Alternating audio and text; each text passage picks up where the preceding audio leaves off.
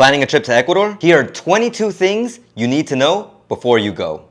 Ecuador is an amazing country, and there are a ton of things to do, which is why preparation is definitely key. That's why with my 10 years of living here, combined with the advice of people who have come to visit, I've prepared this comprehensive info about the climate, food, currency, and more. Let's start with a bit of a warning, and that's that altitude sickness is no joke. Take it easy and don't try to do anything extreme on your first days of arriving. Definitely don't try to climb the Cotopaxi within the first 18 hours of landing because it could leave you bedridden for a week, just like it did for our friend PhD Stocks. The second thing you need to know is that most power plugs here are either two-pronged receptacles, like these, or grounded receptacles, like these.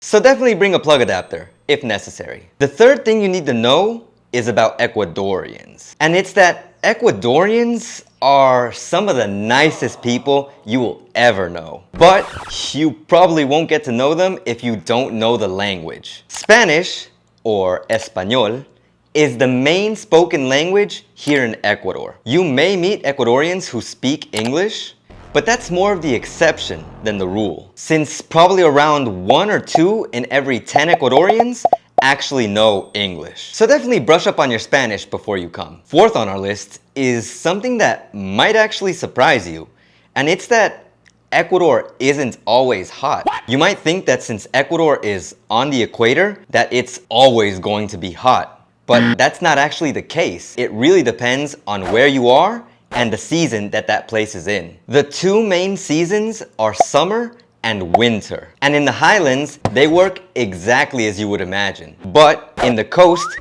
they work a bit differently. Their logic is actually reversed. Basically, coastal summers are cold or relatively fresh, and coastal winters are actually hot. Although Guayaquil is definitely an exception since it's always hot. So taking all of that into consideration, you should definitely pack accordingly depending on the season that you're planning to come in. And regardless of the season, most people, and myself included, recommend that you bring sunblock. Or if you don't want to bring the sunblock or the clothing, definitely come prepared to buy some in Ecuador. And that leads to the fifth thing, which is buying Ecuadorian items, such as ponchos or blankets for the cold, and sombreros de paja toquilla. When it comes to high quality ponchos or blankets that are actually made from alpaca wool, you'll definitely want to buy them at a specialty store. The same goes for the sombreros. You can also find them at Mercados at much cheaper prices, but their quality will most likely be a lot lower than the ones from the specialty stores. And speaking of Mercados, the sixth thing you need to know is that Mercados are your friend. Not literally, of course, but you know what I mean. You can do tons of things at Mercados at affordable prices, such as eat, get groceries, get custom medical teas, and in some Mercados, you can even get a limpia, which is a ritual diagnostic cleansing ceremony. And remember, many of the things in Mercados can be haggled down in price, making them even more affordable. All that being said, since most Mercados are open until very late, most people go there to get good food at very cheap prices, especially after a long night of drinking. And seeing as how I mentioned food, the seventh thing you need to know is that Ecuadorian food is amazing. Heck, for some people, it's the most amazing food in the world. But I don't recommend you eating it as soon as you arrive to Ecuador. Try to let your body get used to Ecuadorian food little by little, unless you want to risk having the runs. A good strategy is to eat dishes with chicken or meat, which will generally come accompanied with rice.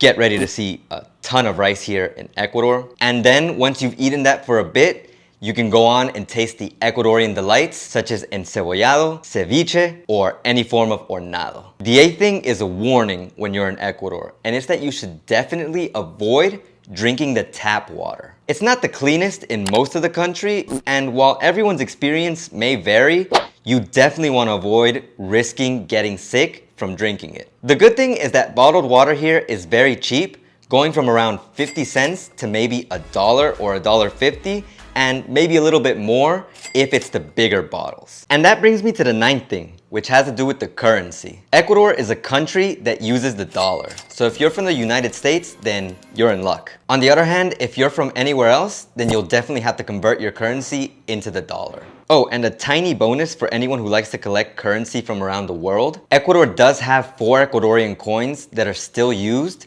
which are the 5 cent, the 10 cent, the 25 cent, and the 50-cent coins. These coins are still used next to their United States counterpart, so keep your eyes peeled for them. And hit the like button if you didn't know that these coins existed. And while we're on the topic of money, the 10th thing that everyone agrees is an extremely important tip is that you should definitely bring small bills and coins to pay for things when you come to Ecuador. And yes, I do mean actual coins, such as pennies, nickels, dimes, quarters, 50-cent coins, $1 coins. They are all heavily used here. In terms of bills, I want to say that $20 bills would be ideal, but preferably bring $10 bills and under. Smaller towns definitely won't take $100 or $50 bills, and small stores or shops definitely won't take them no matter the size of the city. And taxis definitely won't have change for larger bills,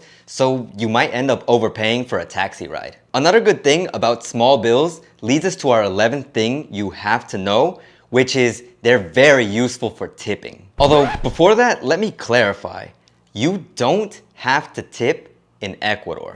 It's not required. Some places do include the tip in the bill, but most places don't ask for a tip at all. But if you do want a tip for excellent service or in fancier places, then carrying around smaller bills will definitely help you out with that, because even when you do tip, you don't have to tip a lot. And if you're driving a car in Ecuador, having change or small bills will definitely be a good way to tip the people who take care of the vehicle whenever you park them in a designated space. And if you were considering using credit cards, then you might want to reconsider, because the 12th thing we need to talk about involves credit card fees. Hotels take a big fee from credit cards. It can be anywhere from around 20 to 25% in taxes. There are ATMs where you can withdraw money from a credit or a debit card, but I don't recommend those because they always have fees, and considering that it's going to be international, the fee is probably going to be much higher than usual. A possible solution for this for travelers or expats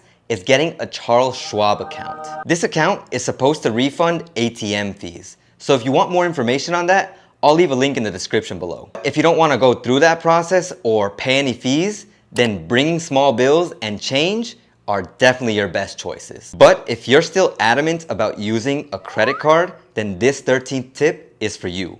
And it's to make sure that you inform your bank that you're going to use a credit card outside of the country so that they don't auto block it when you're using it in Ecuador. Also, make sure to keep in mind that taxis definitely won't take credit cards, and some small stores and even some small restaurants won't take them either. So they may not be as useful as you'd like. The 14th thing you need to know is that Ecuador is not as cheap as you think. Produce like fruits and vegetables are relatively cheap, and if you're cool with the locals, you might even get an extra, which is also known as a yapa. But technology and name brand clothing are definitely more expensive than if you were to get them from wherever you're from. And the same goes for name brand snacks, so if you're a fan of something like peanut butter, make sure to bring your own, or you might end up overpaying for it over here. And while we're on the topic of expenses, the 15th tip is that you might want to avoid coming to Ecuador during national holidays. The reason for this is that some things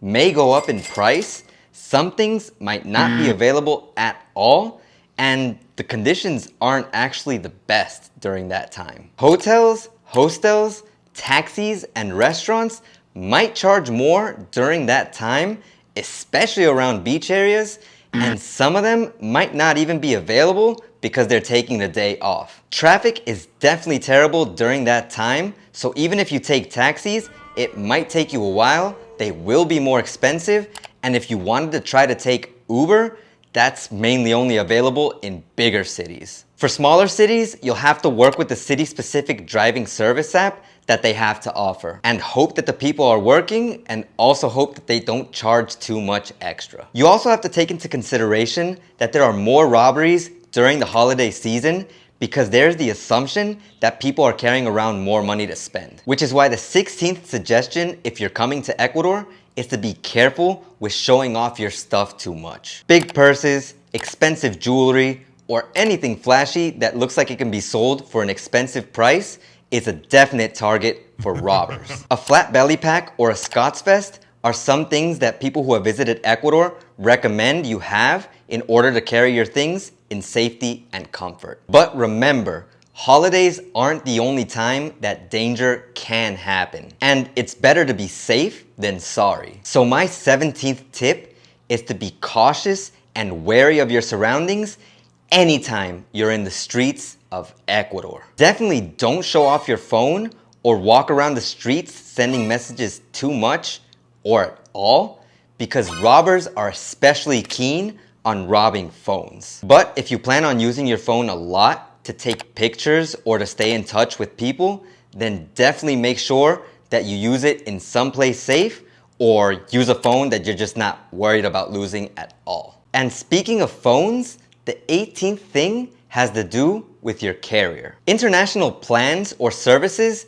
may not work, so a good alternative is to buy a prepaid SIM. They are generally very cheap and you can add funds to them if necessary. If you're worried about which carrier to get, then Movistar and Claro are fine options since they have the best coverage in all of the country. So no need to worry about that. And I know I've mentioned a lot of city stuff, but don't think that you have to stick around in the city. Because the 19th advice you want to know when coming to Ecuador is that the city isn't all that Ecuador has to offer. If you're a nature lover, and even if you're not, get out of the city, find yourself a bungalow in the middle of nowhere, and just enjoy the heck out of the rainforest. If you spend too much time in the cities, then you'll definitely miss out on all the biodiverse beauty that Ecuador has to offer. And if you want to know the best spots to go, then definitely hire a private driver or guide. They know all the best places to go, they know Spanish, and most of the time they even know English. If you get in touch with them beforehand, you can coordinate with them much more precisely. It's much better to have a guide or a driver when you're traveling with kids, and it'll give you a better sense of security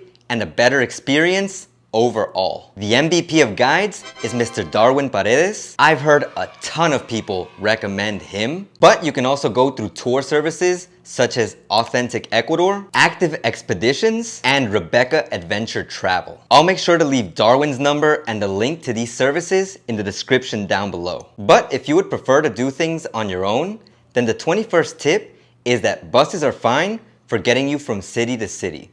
They're very cheap, but you'll definitely have to coordinate a ton more if you're planning on getting around in one. Make sure you know which bus is taking you where, and if you want to avoid buses that stop every 5 minutes, then definitely go for the Ejecutivo option that each bus company has to offer. These buses are slightly more expensive, but they take you from one city to another without stopping. If you plan on only visiting or staying in one city in Ecuador and you want to know the best way to get around, then my 22nd piece of advice is to definitely consider how you want to get around. Public transportation such as buses are really inexpensive, and even taxis aren't that expensive either, but their driving leaves much to be desired. And even if you decide to drive, you're gonna notice that it's nothing like what you're used to. Trust me, you're definitely gonna wanna know what public transportation or driving in Ecuador is like, so watch this video next